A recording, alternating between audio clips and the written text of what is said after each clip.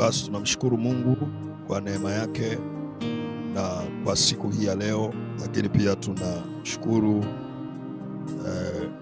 ndugu zetu, mama amezungumza, kaka yetu, lakini pia tunawashukuru marafiki na watu wote walioweza kufika siku ya leo.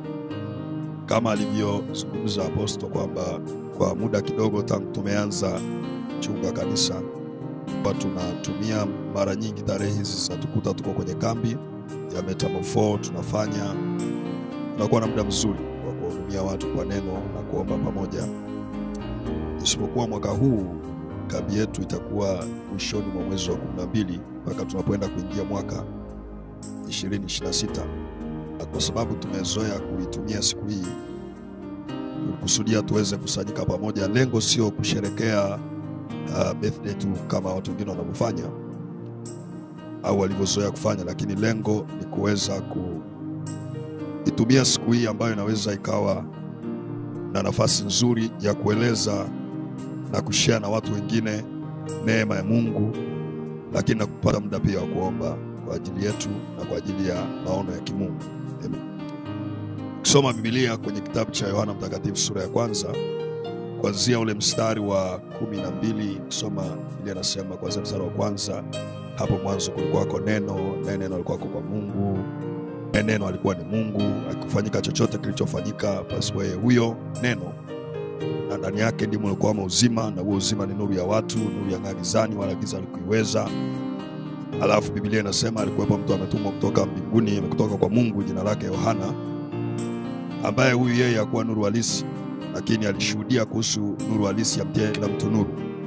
Na huyu anayezungumziwa ni Yesu Kristo. Alikuja kwa walio wake na walio wake hawakupokea, lakini bali kila aliyempokea alimpa nini? Uwezo wa kufanyika kuwa mtoto wa Mungu. Ni watu gani hao? Mstari wa 13 anasema ndio wale waliaminio jina lake, waliozaliwa si kwa damu na mwili, si kwa mapenzi ya damu ya mwili, wala si kwa mapenzi ya mtu, bali kwa Mungu. Sasa kuna pande mbili hapo, au namna mbili za kuzaliwa. Kuna namna ya kwanza, unazaliwa kwa mapenzi ya mwili, na namna ya pili ni kuzaliwa kwa mapenzi ya Mungu. Namna ya kwanza ya kuzaliwa kwa mapenzi ya mwili kila mtu anaipitia aliyeko duniani, kwa sababu umezaliwa na mwanadamu. Haijalishi ulizaliwaje, iwe kwenye ndoa, nje ya ndoa, mzazi alibakwa, ulipalitokea nini, as long as umezaliwa. Lakini kuna hii ya kuzaliwa kwa mapenzi ya Mungu, ambayo sio kuzaliwa kwa jinsi ya mwili, bali ni kuzaliwa kwa jinsi ya rohoni.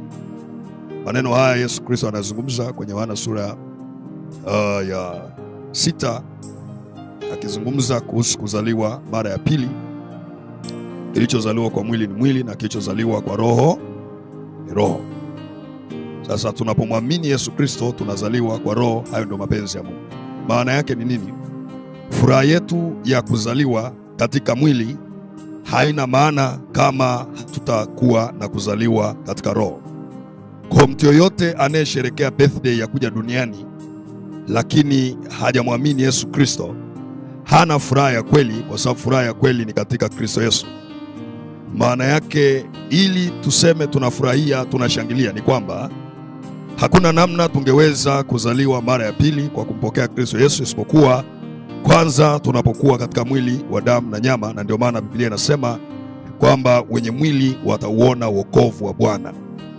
Kwa hiyo kuwa katika mwili kunatupa nafasi ya thamani ya kumpokea Yesu Kristo kwa kumwamini kama Bwana Mwokozi wa maisha yetu, na kisha tunazaliwa mara ya pili. Tunabeba mbegu au uzao wa kiungu ndani yetu. Kuanzia hapo tena hatutambuliki kwa jinsi ya mwili, isipokuwa kwa jinsi ya rohoni. Biblia inasema Adamu wa kwanza alitoka mavumbini kwenye udongo, na wote waliozaliwa katika mwili ule wa asili, kiwemo mimi na wewe, tulifananishwa na mfano wa Adamu wa kwanza aliyetoka kwenye mavumbi, mwili ambao unaingia kwenye uharibifu na mauti. Lakini Adamu wa pili, Kristo Yesu, yeye anatoka mbinguni, sura yake ni wa mbinguni, na wote ambao wanamwamini wanachukua asili ya mbinguni na wanabeba mfano na sura ya mbinguni. So kuzaliwa kwetu sisi ni kuzaliwa katika hiyo asili ya kiungu, pale tulipomwamini Kristo Yesu na uzao wa Mungu unakaa ndani yetu. Mtu akifurahia kuzaliwa duniani, kuja duniani, ni lazima afurahie kwenye msingi huu kwamba sio tu kwamba nipo duniani, lakini kwa sababu katika ulimwengu huu nimeweza kupata nuru, niweza kupata uzima katika Kristo Yesu niliyemwamini. Biblia inasema kwa kitabu cha Mhubiri 6 mstari wa 3. Anasemaje? Mtu akizaa watoto 100. Sasa jiulize, amezaa watoto 100 na miaka mingapi? Kila mtoto miezi 9 hapo, piga mahesabu. Yaani huyo mtu ana umri mwingi. Mtu akizaa watoto 100, akaishi miaka mingi. Akaishi miaka mingi. Nazo siku za maisha yake ni nyingi. Na siku za maisha yake ni nyingi. Lakini nafsi yake haikushiba mema. Lakini nafsi yake haikushiba mema. Tena ikiwa zaidi ya hayo amekosa maziko. Amekosa maziko. Mimi nasema heri mimba iliyoharibika kuliko mtu. Better the untimely. Tafsiri yake nini? Kumbe kuishi duniani, ubora au furaha au fahari ya kuishi duniani sio ile miaka mingi. Fahari ya kuishi duniani inaanza na mtu kuwa na Mungu kwenye maisha yake. Inaanza na Kristo kuwa ndani yako. Amen. Kwa pamoja watu wa Mungu. Amen. Furaha, kwa sababu hebu fikiria mtu mwenye watoto 100 na bado amekosa maziko. Yaani kati ya watoto 100 hata 10 wameshindwa kuja kumzika. Hata 10, hata 5. Anasema ni afadhali na mimba iliyoharibika. Yaani kwa kizimba tunaweza tukaitetea mimba iliyoharibika, lakini sio mtu aliyeishi muda mrefu na kushiba mema. Na Biblia inasema kwenye Mithali 16:20, atakaye tafakari neno atapata mema. Maana yake the good things comes from the word of God. Yale mema yanatokea kwenye neno lake, yanatoka kwake.